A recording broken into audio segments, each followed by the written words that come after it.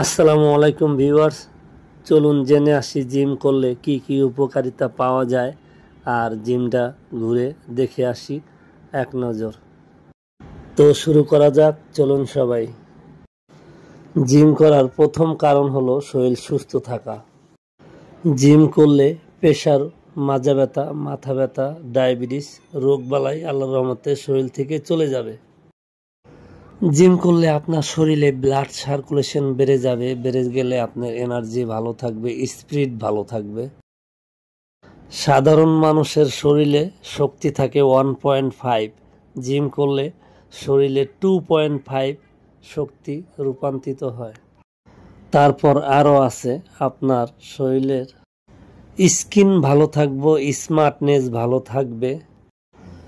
তারপর ব্রেনে অক্সিজেন পৌঁছায়, যার ফলে আপনি যে কোনো ডিসিশন নিতে সহজ হয়ে যায়।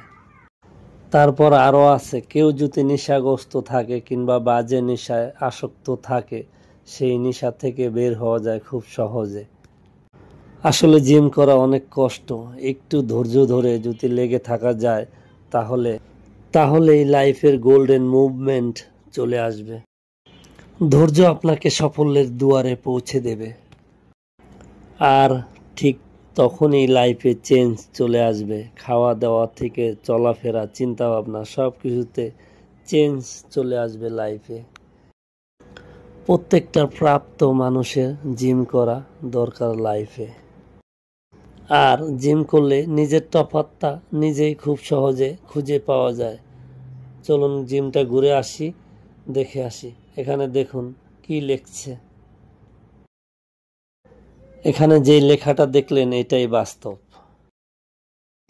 অনেক কথা বলে ফেললাম, সবাই মাফ করে দিবেন ভুল হলে। আর সবার কাছে একটা রিকোয়েস্টই রইল, সবাই ভিডিওটা শেয়ার দিয়ে দিবেন।